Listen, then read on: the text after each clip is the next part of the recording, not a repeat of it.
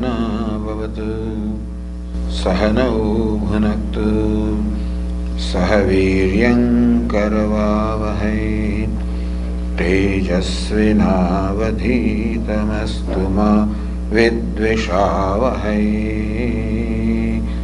Om Shanti Shanti Shanti.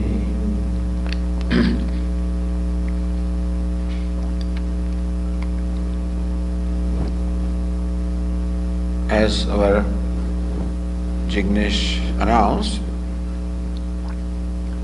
the topic of our discussion is duty and success.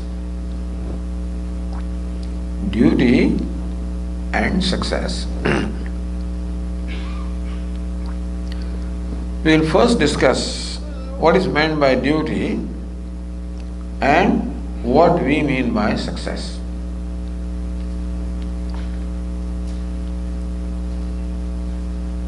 The reason why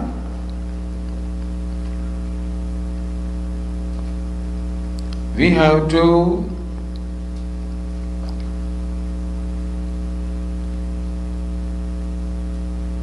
understand what success is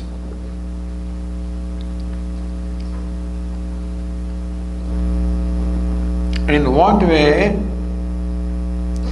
our concept of success is different from the commonly understood meaning of success.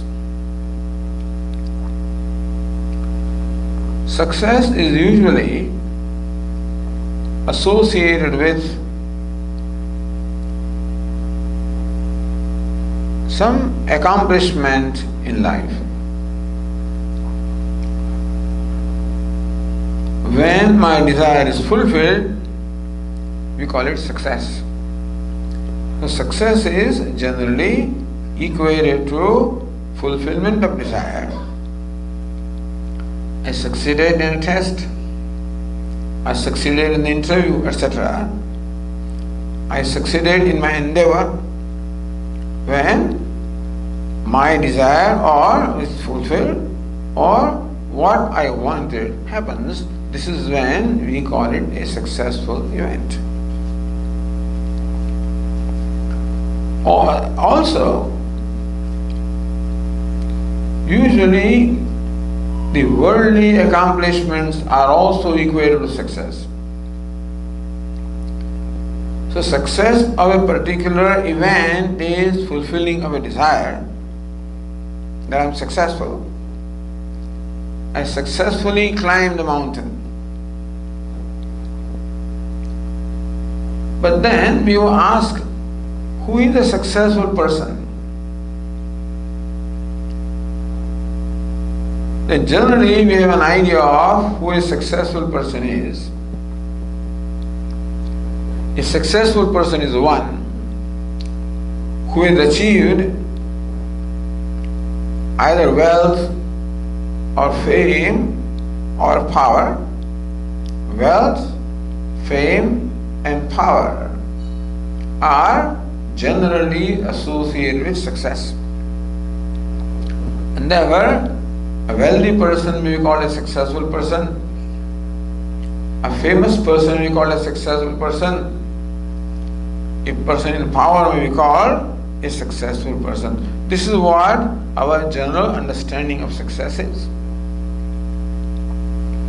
And another important thing about the human being is that every human being wants to be a successful person. We are born with this desire that we have naturally love for success and we want to be successful in our life. Now, what a successful would mean would depend upon what my understanding of success is. If my understanding of success is that being a wealthy person is successful, then that is what I would try to become. Being a famous person is successful, that's what I would try to become. Being a powerful person is successful, well, I would seek to achieve power. Some people may have some other idea of success also. But generally speaking, success is equated to some tangible, objectifiable, tangible entities such as wealth, fame, power, etc. And since every human being wants to be successful, we find that usually a person is trying to achieve one or more of these things. That I want to go to medical school mostly because I expect that it will yield me wealth, I'll be a wealthy person. I want to enter politics with the hope that it will enable me to reach a position of power. I want to be a scientist, that I'll become a famous person. So I love something not for its own sake generally. I love that for the sake of success that I expect to achieve through that endeavor. Therefore, success is the most important value in our life. Therefore, it is important to understand what success is.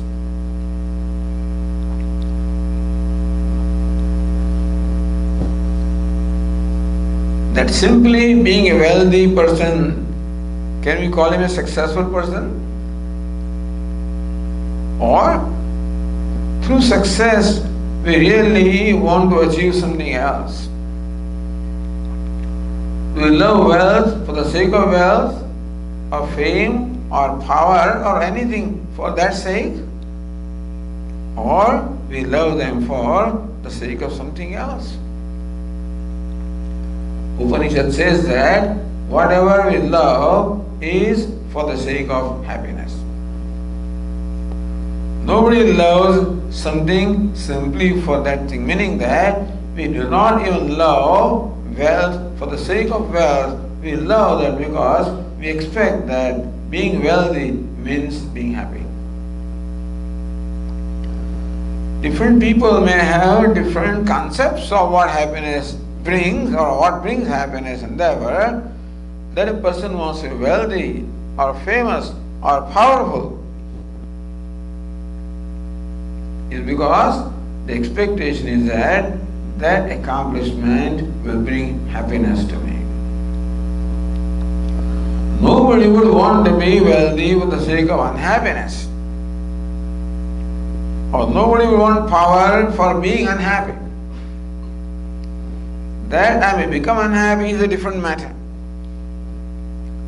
But when I undertake an endeavor, the purpose of any endeavor or effort is ultimately to become happy as a result of fulfillment of that effort. Understand this.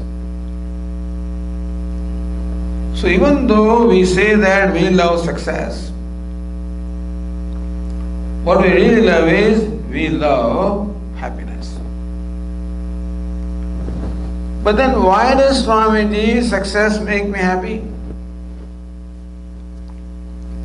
That when I pass an examination, when I win a marathon, or when I achieve those things, that makes me happy. I feel success seems to make me happy. But again, if we analyze what happens to me when I become successful, is that when I gain a certain recognition, when I win a certain award, when a goal is achieved, I feel happy. Why do I feel happy? What happens to us when we become happy is that at that time I feel good about me. In my own perception, I feel that I am a worthy person because I could achieve that.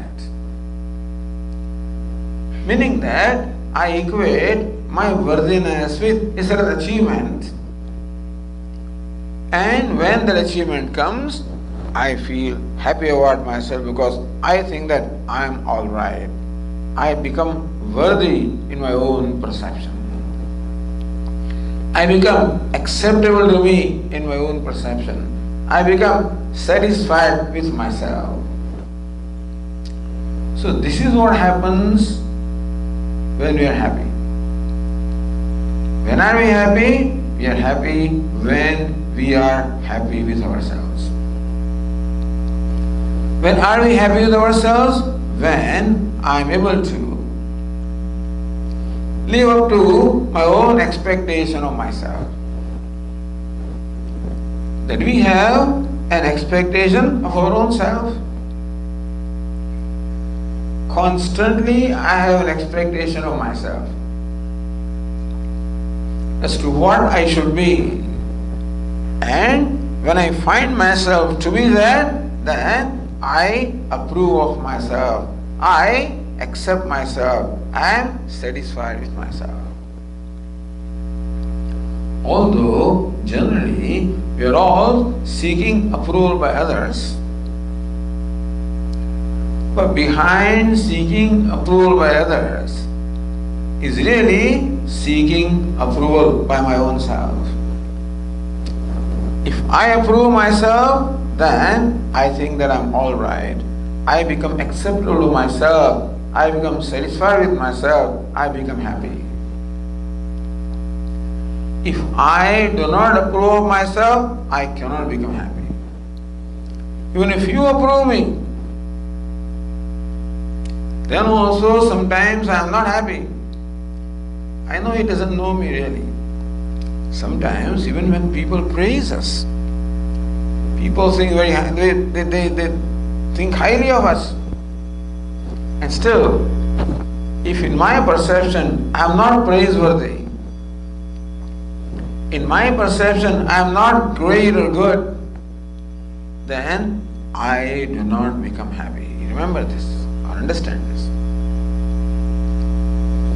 That there is no external criterion that we can consistently associate with happiness. That I passed an examination, I ran a marathon, I climbed a mountain, I got an admission, and whatever. No such thing can necessarily make me happy. There is no guarantee.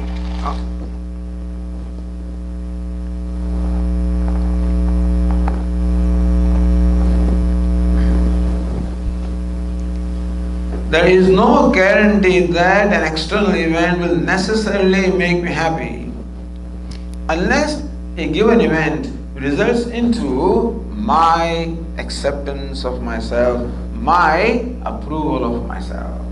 Meaning that I should be successful or good in my own perception. It is my perception of myself that makes me happy, and my perception of myself that makes me unhappy. What happens out there simply becomes occasional, instrumental. That you praise me, and I feel that your praise is worth, that I feel worthy because of your praise, then I feel happy. Praise me and still I don't think that I am worthy, I am not happy. Think of this. So understand that what happiness is something to be understood. Happiness is something very subjective. It has no connection with anything out there. That I am honored, I am not honored, I am praised, I am not praised, achieved a goal, did not achieve a goal. None of these should necessarily mean happiness or unhappiness. Even a failure also need not necessarily mean unhappiness. If I do not think I have failed, then I am not unhappy. If I think I have succeeded, I am happy. If fighting, I have failed, I am unhappy. Thus, success and failure are my subjective outlook, and it simply depends upon my perception of myself. If in my perception I am good, I am worthy, I am acceptable, meaning that I am able to live up to my own expectation of myself, then I think that I am worthy. For example, if I have value for being a truthful person, then I expect myself to be speaking truth all the time. And if I, for whatever reason, for some pressure, I am compelled to tell untruth, I simply disapprove of myself. I reject myself. I become miserable about myself. That speaking untruth may have given me some worldly gain, but then, as far as my perception of myself is concerned, I simply reject myself. I fail myself. So I have to pass myself and I have to fail myself. So that is the success. When I am worthy in my own perception, that is when I am happy, that is when I am successful. And that is where Vedanta comes into play. Otherwise, should you come to a Vedanta teacher for learning what success is? I'm sure the management schools can teach much more effectively about what success is than what a Vedantic teacher can teach you. But no, they do not know what success is. Nobody knows. Only Vedanta knows what success is and what happiness is. And it is centered upon myself in terms of my perception of myself. Good Swamiji, I'll declare myself successful all the time. You say ultimately it depends upon me to declare myself successful. I'll do that. You can't do that, unfortunately. You will declare yourself successful only when you live up to your own expectation of yourself. Otherwise you will not. I am very strict with myself. I am very demanding of myself. I am very critical of myself. One part of my mind constantly keeps on observing myself and makes a running commentary. And I am very strict with myself, very critical of myself. And therefore, it is not easy to pass through my examination of my own self. So what is success? Same as happiness. What is happiness? My acceptance of myself. When do I accept myself? When in my opinion I am worthy. When is that? When I fulfill my own expectation of myself. And what is my expectation? What do I expect myself to be? I expect myself to be a good person. Simple thing. I expect myself to be a kind, loving, good, beautiful person. That is the simple expectation I have of myself. Therefore, you will notice that whenever you sometimes even go out of your way and perform an act of kindness, which may involve some sacrifice on your part, some pain or exertion on your part, but in spite of that, let us say that you perform an act of kindness, you feel very good about yourself, you feel worthy, you feel proud of yourself, you feel worthy in your own perception. An act of kindness makes me happy. Because then I see myself a kind person, which is what I want to see myself to be. I do not like a dishonest person. We might praise them, outwardly, but inwardly we don't accept in the world people who are dishonest or unkind. That is because I do not accept myself to be unkind or dishonest. Meaning that my expectation of others also is based on my expectation of myself.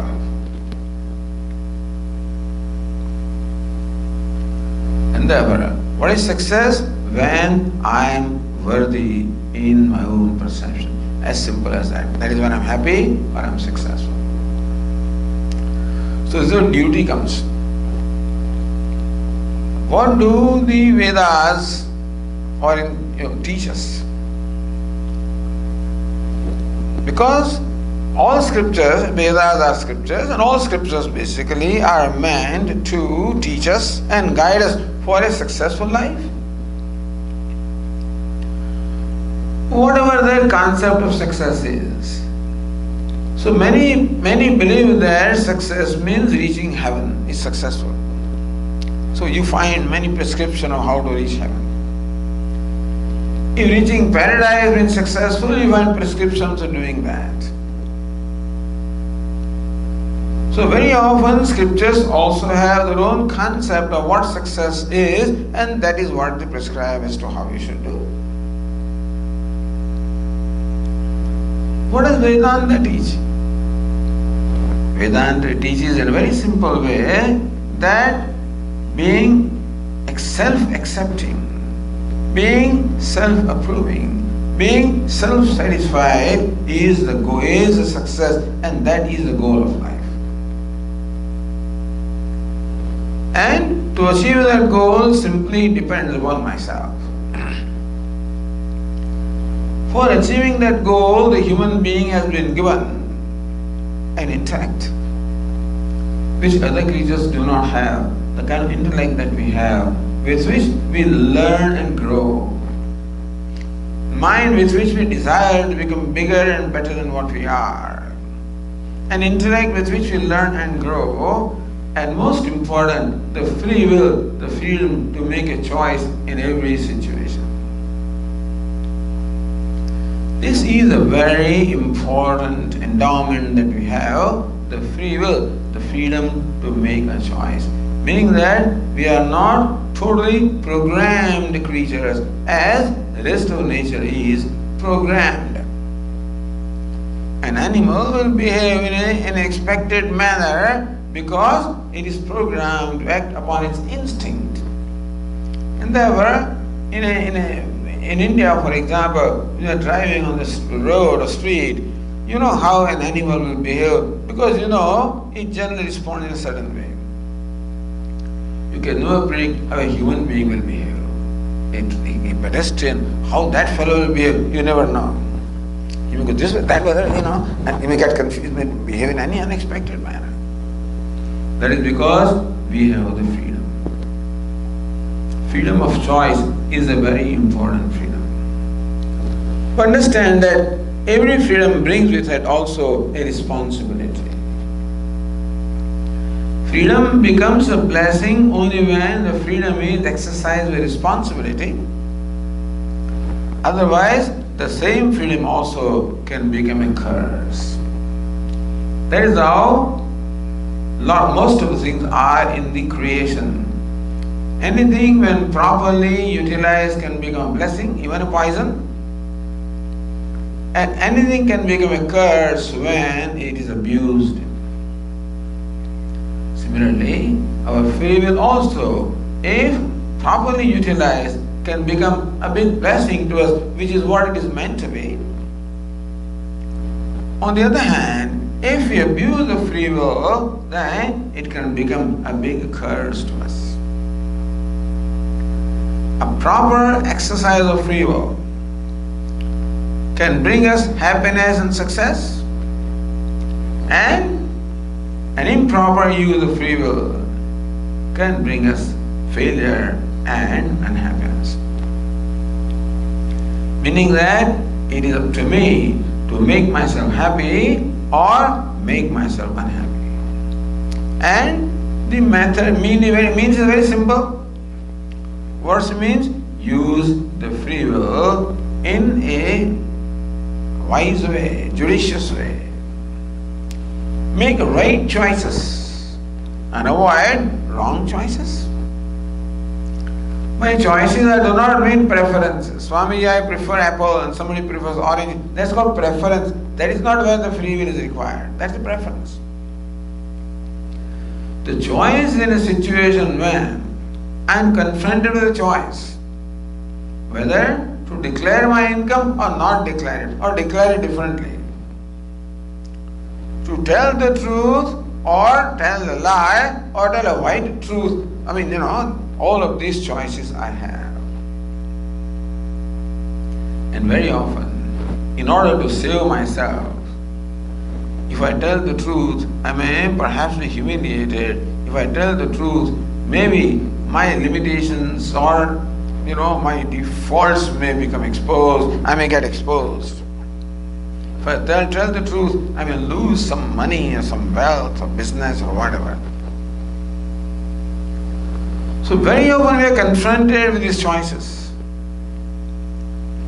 of doing what is right and what is convenient. What is right is to tell truth. What is right is to be honest.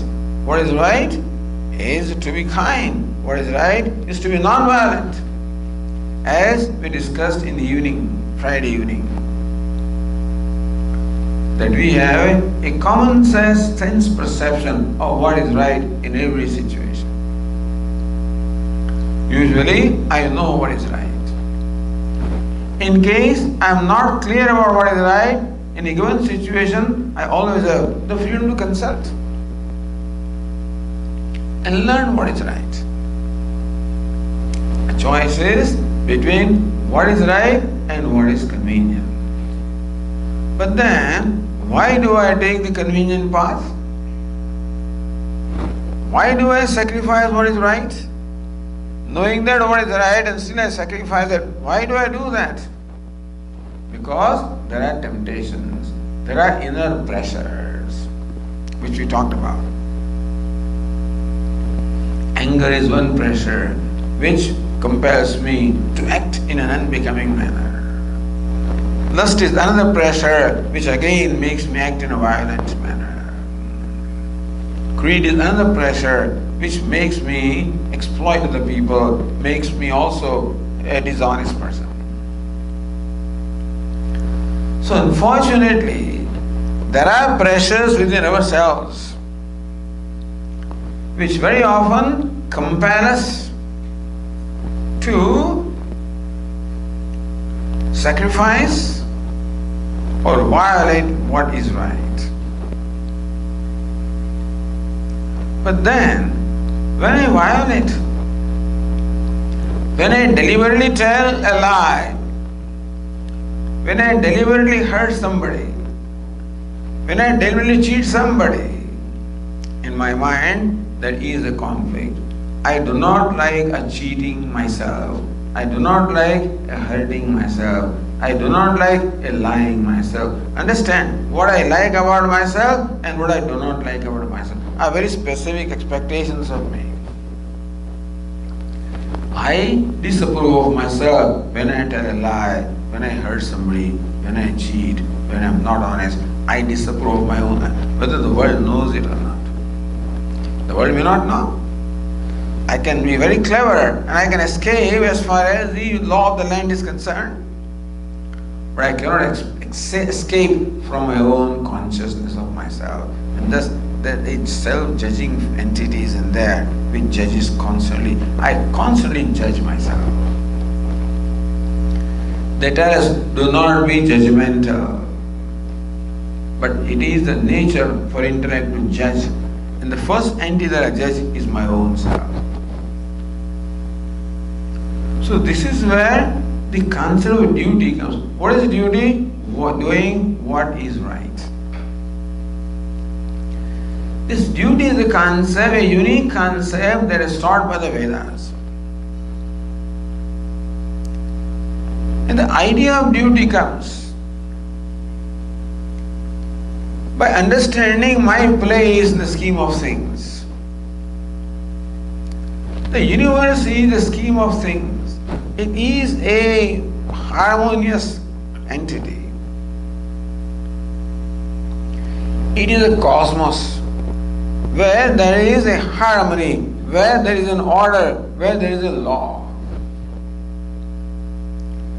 We find that all elements in nature act according to a certain order or according to a harmony, according to law. And that is why nature is predictable. I'm really surprised as to how many astrologers have, even many scripts have predicted when eclipse will take place in next 100 years or something like that. They can predict. You know how can they predict? You know what an eclipse is? When this solar eclipse, when the earth and the moon and the sun are in alignment, the lunar eclipse, when the sun and the earth and moon are in alignment, meaning that when the shadow falls in one of those things, that is when the eclipse is. So you can calculating the movement of sun and earth and moon, you can calculate when there will be an alignment and when an eclipse will take. What kind of eclipse will be? All of this can be calculated. That's all science or mathematics. When can you do that? Provided all these planets or all these bodies, heavenly bodies, when they move in a predictable, systematic manner, then you can predict. Is it not so?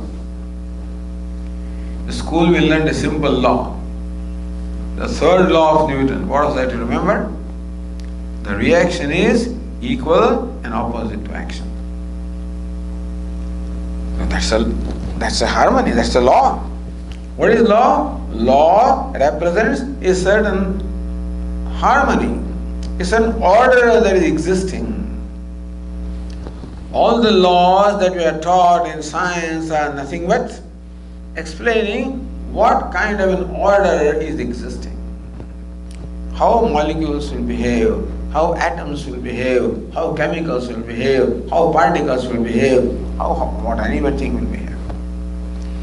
The only place is how the human mind will behave, nobody can tell. But as far as all nature is concerned, it is predictable because there is an order. And that's the reason why we find there is a harmony in the universe.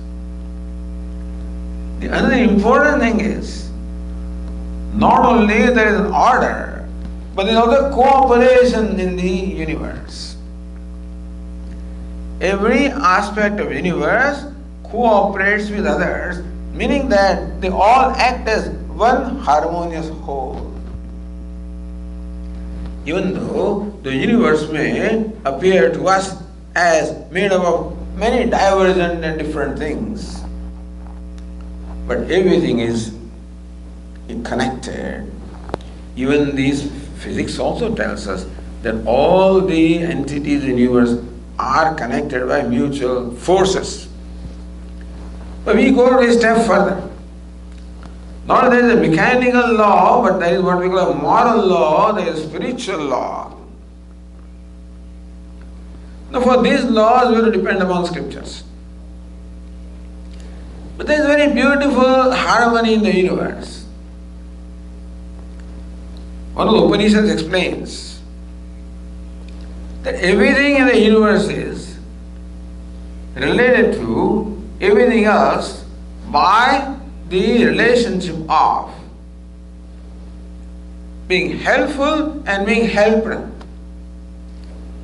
Meaning that everything in the creation helps the whole creation, and in turn everything is helped by others.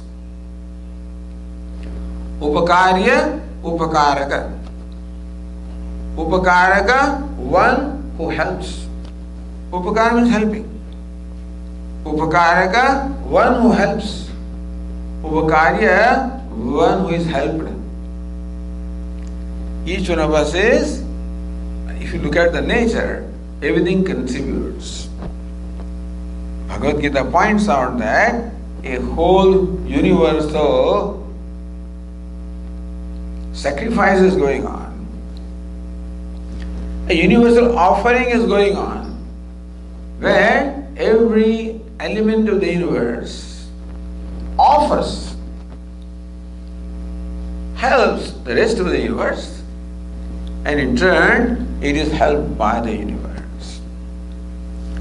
To understand that, we can look at our own body and see what kind of relationship exists between the different limbs and organs of our own body. Now, the doctors will tell us that whenever any kind of thing happens in the body, a trauma happens, the whole body responds to that. We know that while walking, if I happen to be hurt in my toe gets hurt, my body bends down, my hand reaches out to the hurt toe and caresses the toe. At that time, the hands do not say, what do I care? The toe is injured, what does it matter to me? It doesn't say that. It right away bends down because they are all related with oneself. See, the whole body, even though it is made up of many limbs and many organs, but oneself runs through all of them, and therefore they all act as one organic whole. That's very evident in the body. Similarly, the whole universe also is one organic whole. This is how our scriptures look at it. Some of you may have perhaps, either you may know chanting or may listen to chanting of this, a hymn called Purusha Suktam. In Vedas, there is Sukta or hymn called Purusha Suktam. Here Purusha means cosmic person. Cosmic person. Who is a person? Person like you and I. A person is an entity who has a head and hands and legs and all these different limbs is called a person. So here the whole universe is also visualized as a person. Heaven is the head of this cosmic person. Earth are the feet of this cosmic person. Space is the body of the cosmic person. Wind is the breath of the cosmic person. Sun is the eye of the cosmic person. Moon is the mind of the cosmic person. Fire is the mouth of the cosmic person. The reason why this is so, you know what it means? That just as in one person, the different limbs and organs, all of them function in cooperation to each other. There is no competition between hands and legs, they cooperate with each other. And similarly also in the universe, there is no competition, there is a cooperation among all the elements and aspects of nature. The hand, there is in the text called Ramcharitmanas. You know, in Ramayana, the very famous episode is when Bharata, the younger brother, goes to Chitrakoot to urge Lord Rama to return to Ayodhya and assume the position of the king. And Rama declines, says, no, I am exiled for 14 years, I cannot come back. And therefore, hey Bharata, you become the king. Can you imagine? There was a competition of giving here. You know, Bharata wanted Rama to be king, and Rama wanted Bharata. Have you ever heard of this? A competition between two. Ultimately, Rama is elder brother, so his will works, and Bharata had to submit.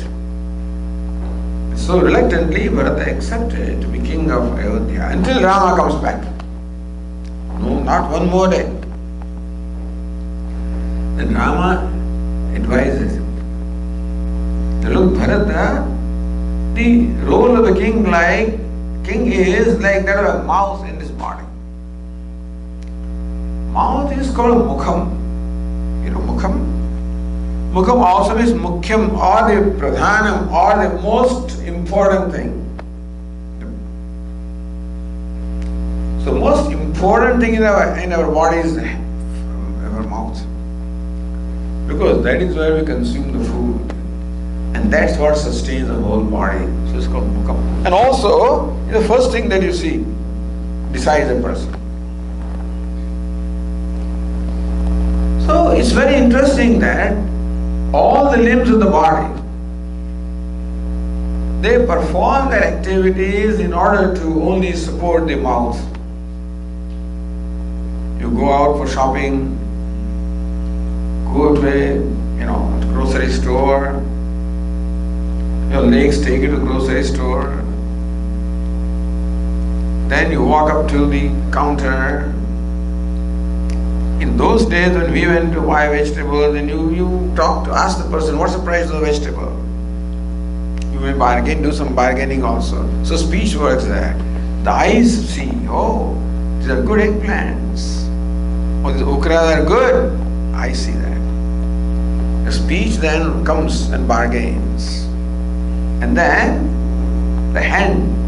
So if the shopkeeper is kind, you're allowed to choose, so you pick up good ones. So legs take you there, eyes make you see, the speech bargains, the hands pick up, all these fellows work. Then you buy the required things from the grocery store and come to your kitchen.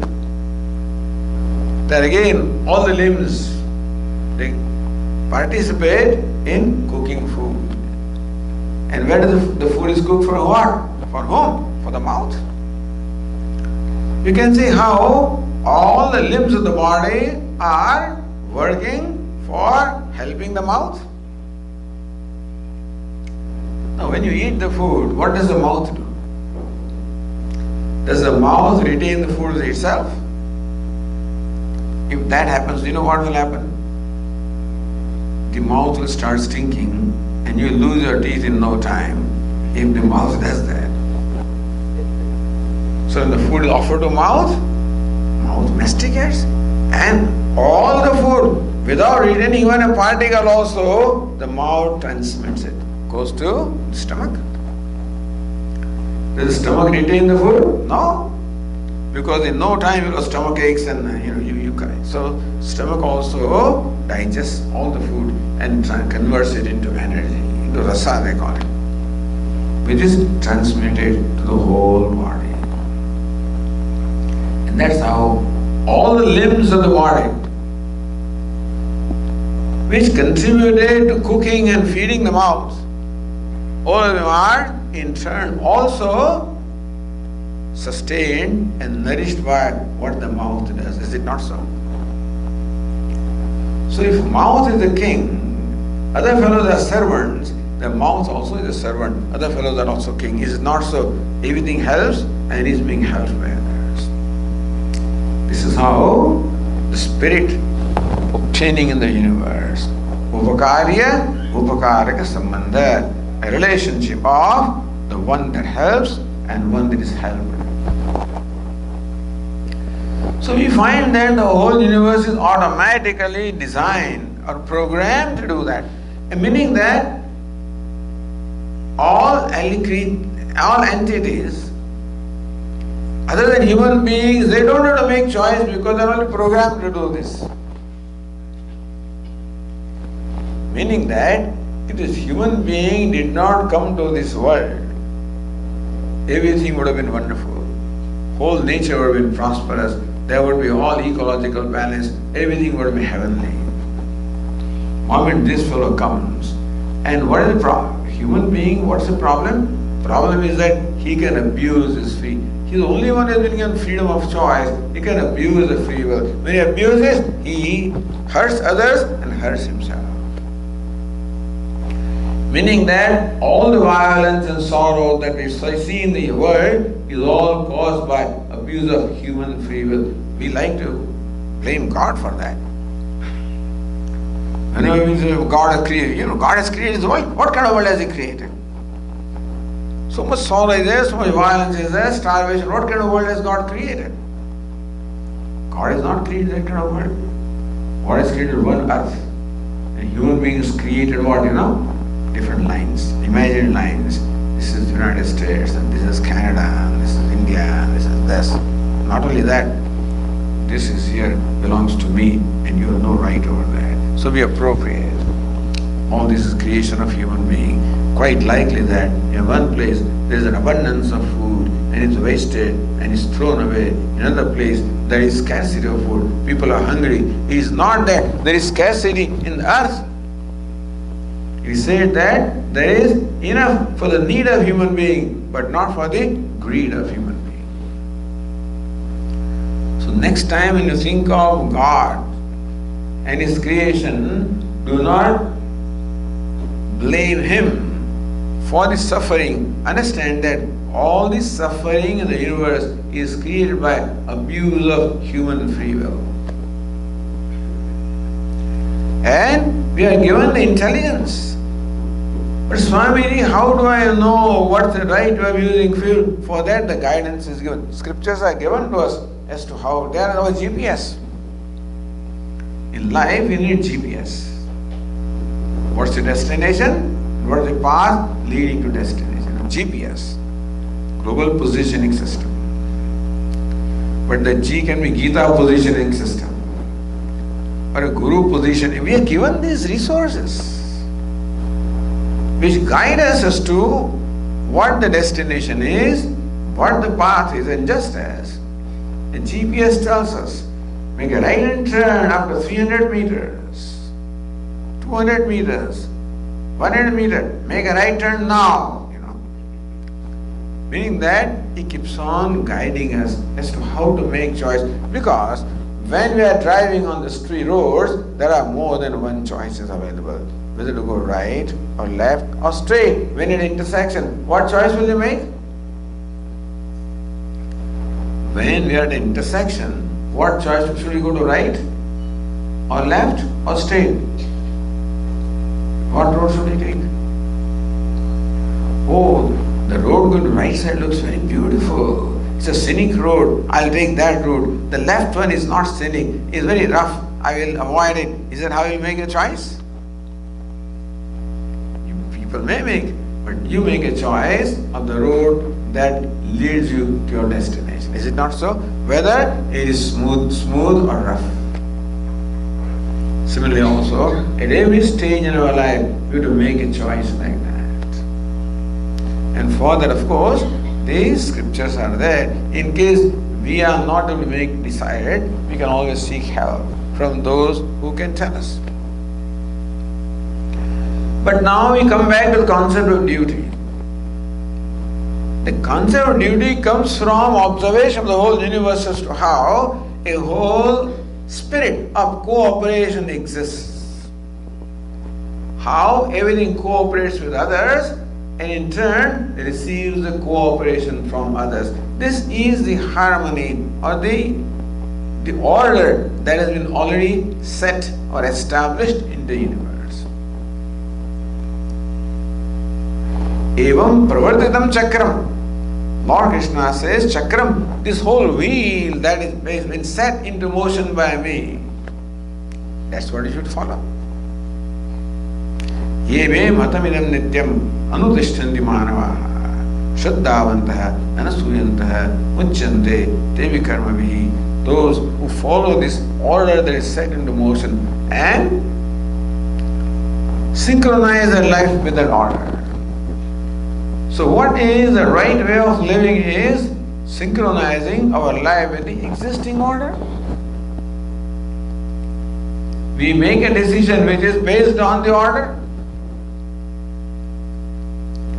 So that's how the Vedas give us the concept of duty. What is duty? Duty means something right, something that should be done. The Sanskrit word for duty is kartavya. That suffix tavya means to be done. Kartavya, that which should be done, or which is right to do. Understand that at every moment there is a kartavya, there is a duty, meaning at every moment is always a right thing to do, because there is also a choice of not doing that. Both the choices are available to us every moment, what is right and what is not right.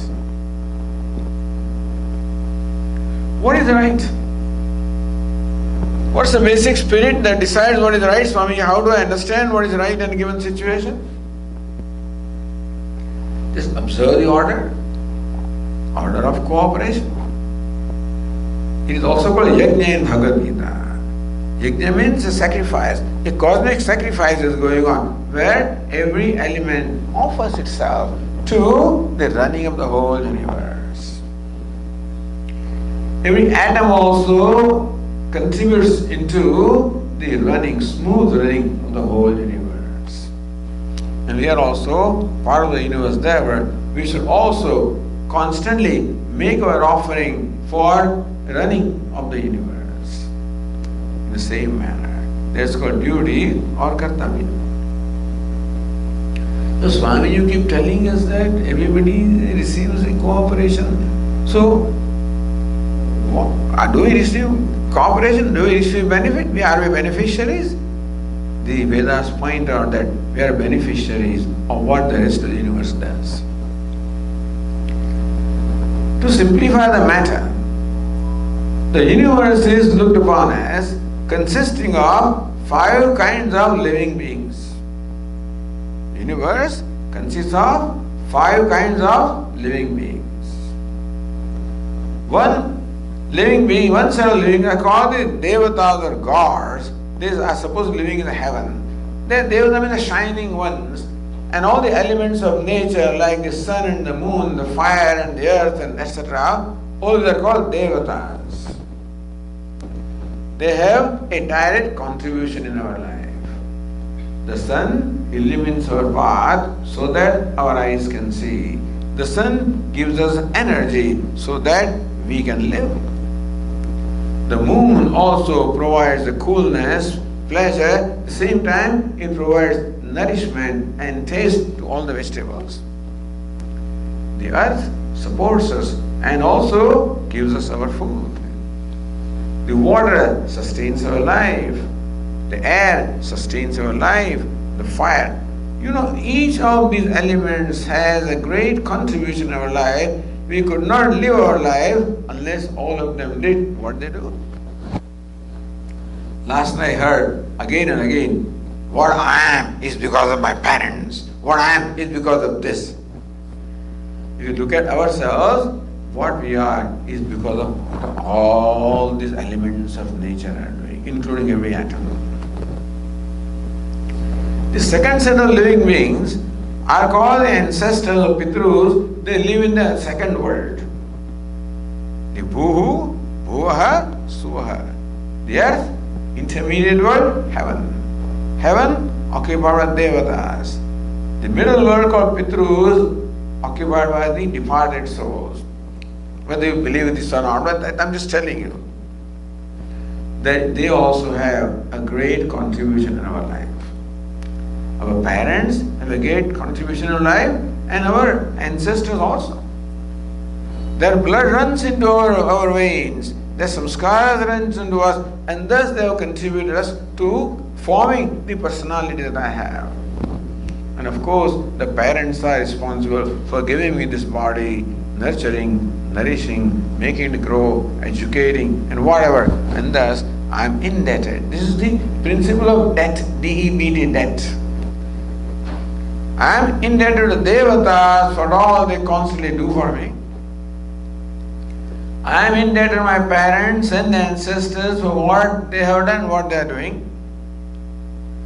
And thirdly, I am indebted to all the teachers, all the sages, all the scientists, all the thinkers, all the teachers of the past and present, who have dedicated their whole life of pursuit of knowledge. How many scientists have dedicated whole life in trying to discover things for the well-being of the welfare of the humankind? Is it not so? And thinkers and teachers and artists, they are the great contributors, and we are the beneficiaries of their contribution. The other members of the human society, the farmer, the merchant, the transporter, the postman, the teacher, the nurse, whoever, all of these also have direct or indirect contribution in my life. And finally, the rest of the nature. All animals, plants, trees, animals, creatures, insects, whatever is there, all the living beings, all of them contribute to my life directly and indirectly. When we have this view of the universe, we realize that how fortunate we are, how the whole setup is so created that without even my asking, all the help is constantly given to me. Without even my knowledge, I am the beneficiary of the contribution made by the rest of the universe. So these 5 kinds of creatures contribute constantly to my life. I am what I am because of them.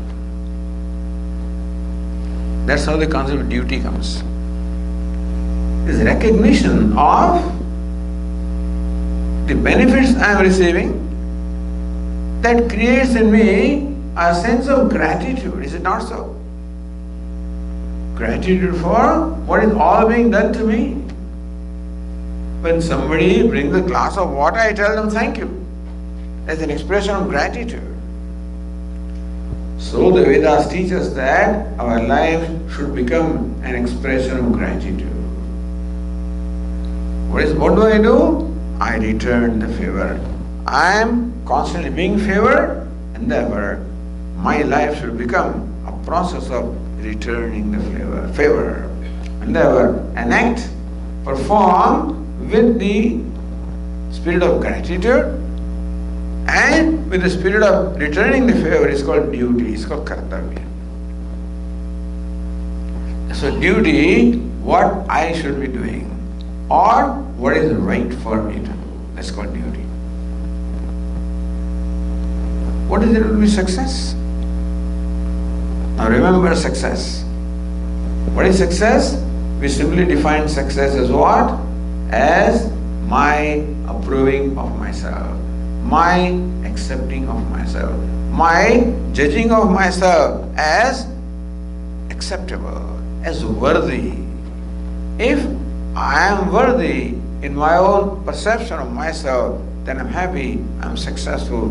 This duty, the idea of duty is in fact taught to us to progressively grow into a person who discovers a self-worth, who discovers a self-acceptance, discovers happiness and therefore true success. What's the big deal, Swamiji, in performing duty? The big deal is there are always temptations and forces which pressurize me to violate my free will, to take liberty. When freedom is there, we are likely to take liberty. When freedom is there, we are likely to abuse the freedom and convert it into a license. When I'm 21, I have freedom to drink alcohol, I guess I have the freedom. But in everything there is always a sense of proportion. But then that thing is very tempting in the beginning, I just take a little bit for pleasure. What is it? Marijuana for pleasure. What is this? This is a new expression these days,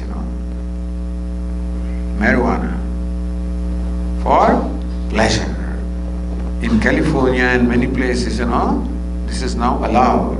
Here, marijuana for pain is one thing that I guess now many people are allowing. But marijuana for pleasure also is allowed in California. Now what is pleasure and what is the limit of pleasure? This is where our mind comes. Our Swami is very fond of making this statement. What is progress? Progress is converting luxuries into necessities. Progress is converting luxuries into necessities. What is luxury? Luxury is that which I enjoy with freedom. This is called luxury which I enjoy with freedom. What is necessity? That which is associated with dependence. I cannot do without something. That's called necessity. We all know, every time they announce, please switch off your cell phones. Now switching off is a big demand. If not, put them in the what they call aeroplane mode or some other kind of mode, or vibrator mode or some other mode. You can't tell them to switch off the phone. Who are you to tell me? I won't switch off my phone. I reserve my right to know if any call comes to me. And then when you're talking like this and all of a sudden somebody gets up and walks out, and I get shocked. I say, what happened? What did I say? Why did this person get up and walk out? It turns out that his phone was on a vibrator, so he could feel some vibration. He knew that a phone call is there. He walks out. Thank God that he walks out and talks. So he will start talking here itself.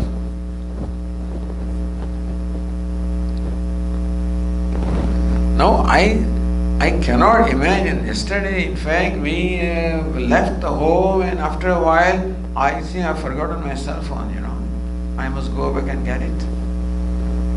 I think that I cannot live without cell phone. I'm not saying anything right or wrong. All I'm saying is I've become totally dependent upon cell phone. It has become a necessity.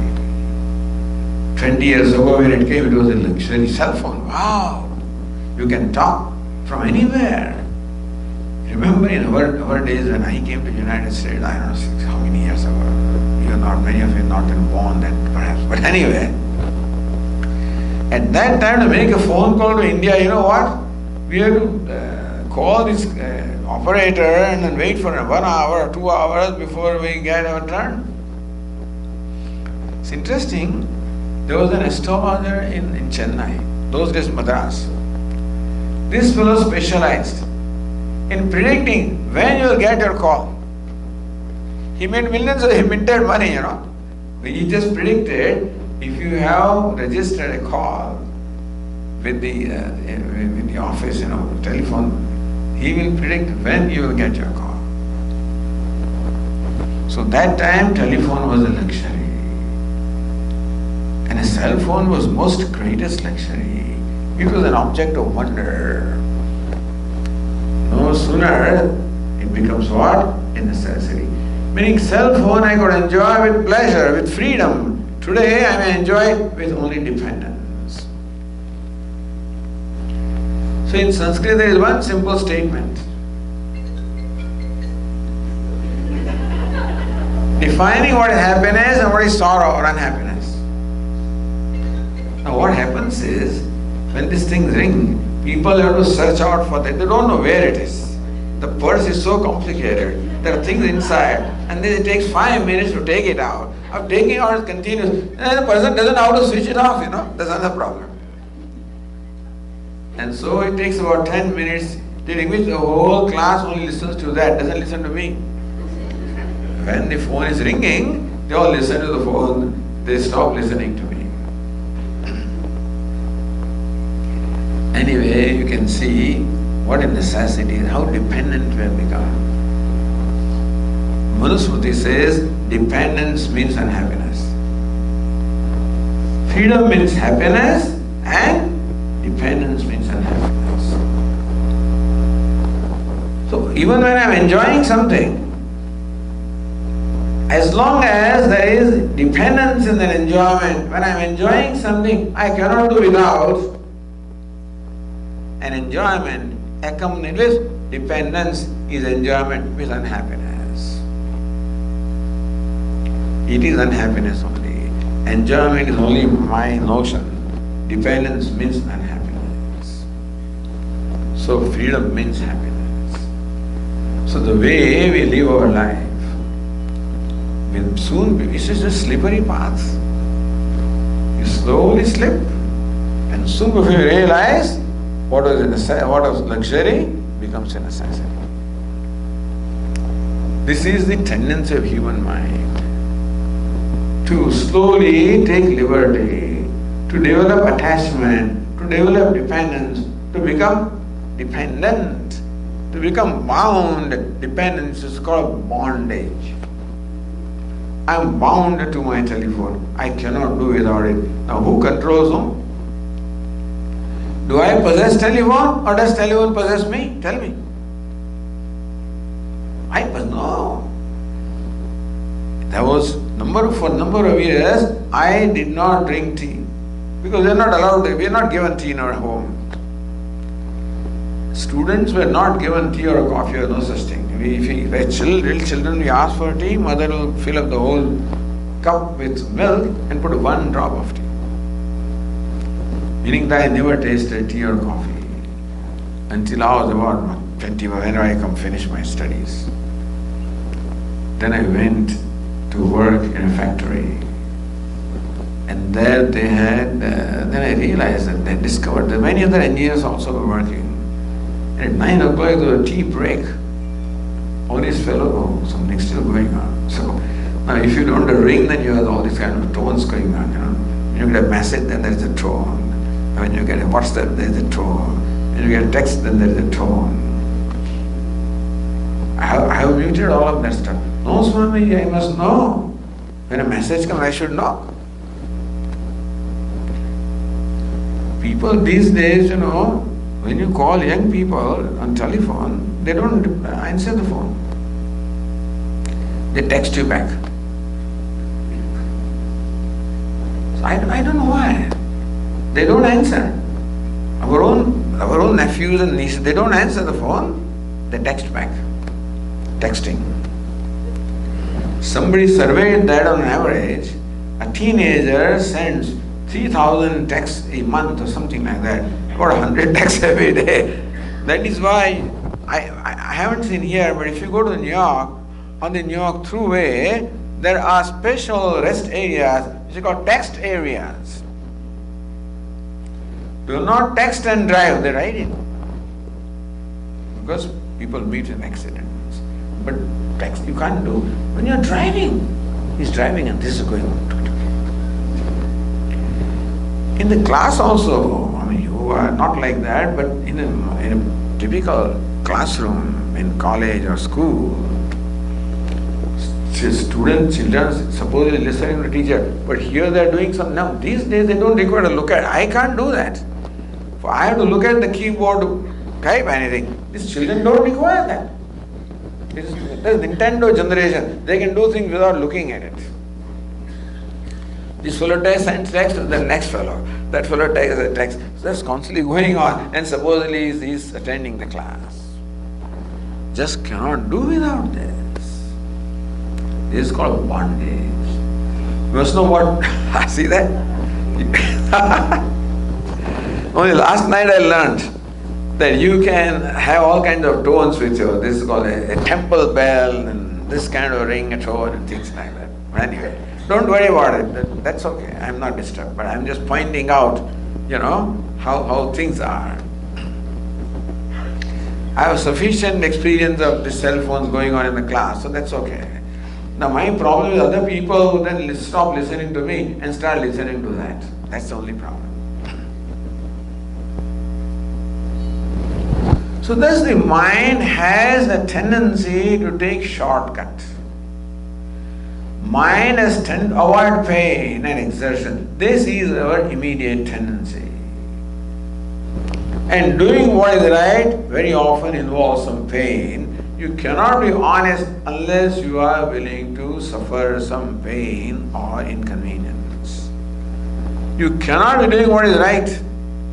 It always involves some effort on your part and maybe some exertion on your part, maybe some sacrifice on your part, some pain on your part.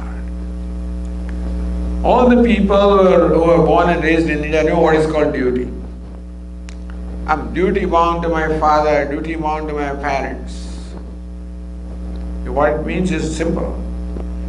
If I'm duty bound to my father, then the need of my father gets priority over my own need. That's called duty.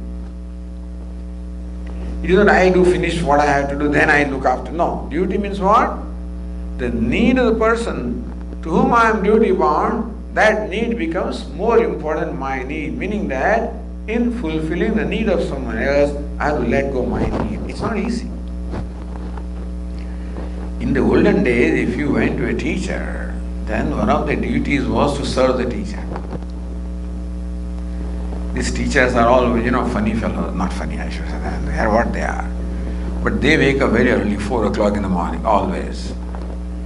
And you were at home accustomed to wake up at 7 o'clock. Now you go there, if you want to serve the teacher, you must wake up before he wakes up. And before he wakes up, you must keep everything ready.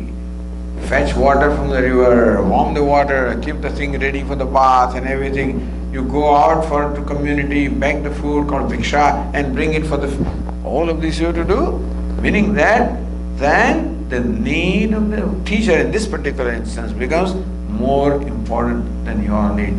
You have to keep on sacrificing your comfort very often in order to fulfill your duty. All of you know that. Swamiji, this is you are the physician. Patient is important to me. And the people are on call. They can call at midnight any time. They can call you. You're supposed to answer them, and then they may call you to the hospital, go to emergency, because their need is important than your need. You have to, in order to play your role properly, you have to be ready to all the time let go your own comfort, let go of your own need or preferences. Unless you are ready to let go, it is not possible to perform the duty.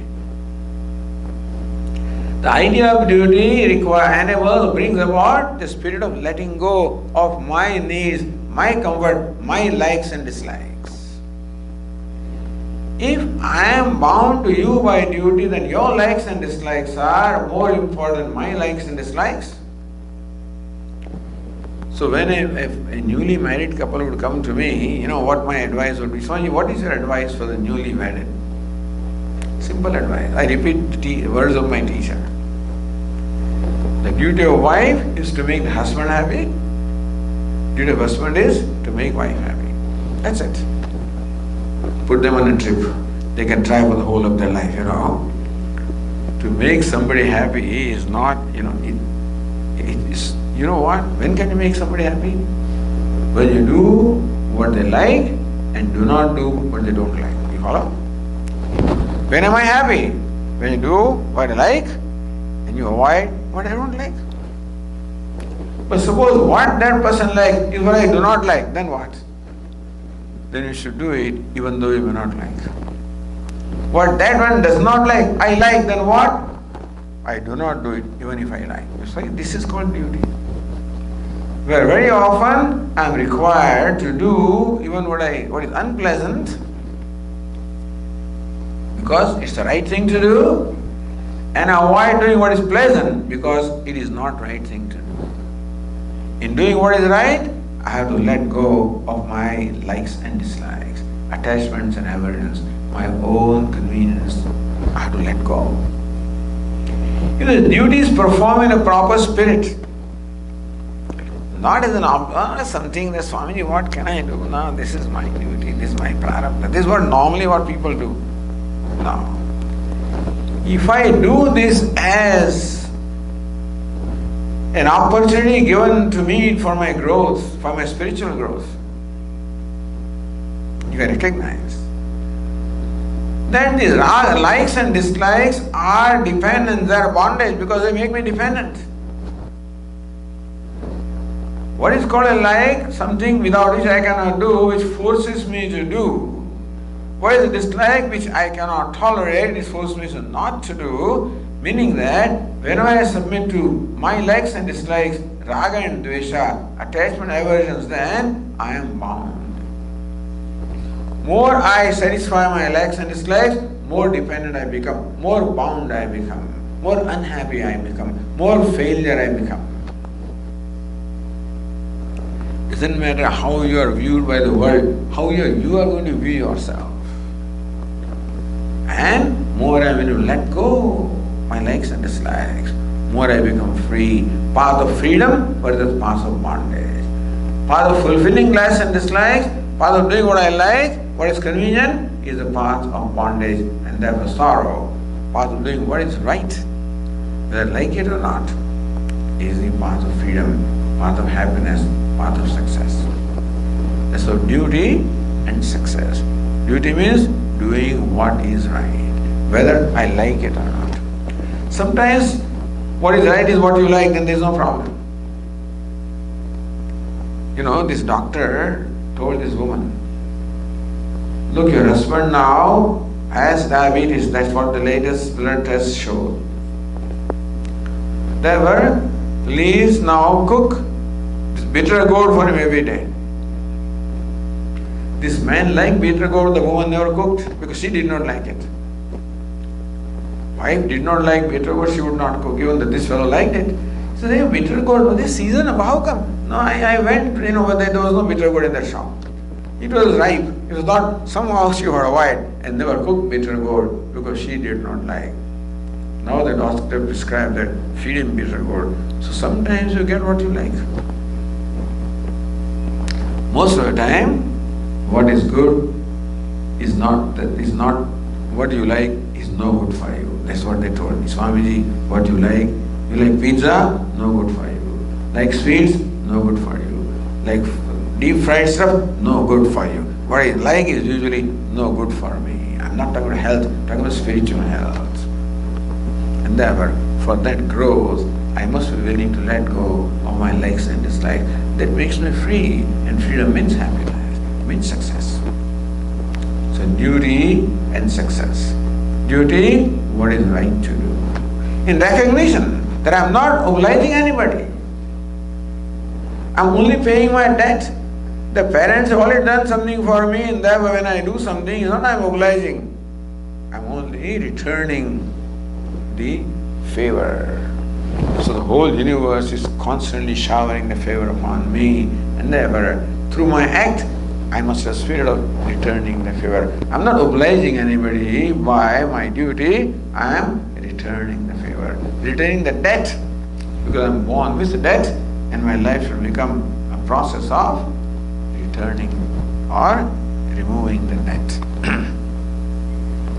That's how duty becomes a means of success. A true success in terms of bringing the inner happiness, inner freedom to me and inner happiness to me.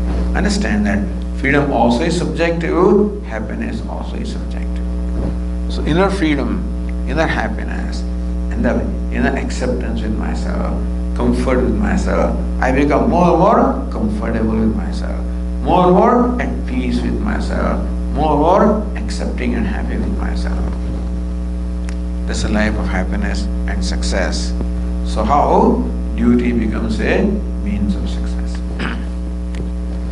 I think we'll stop here and allow a few minutes to answer any questions that you may have.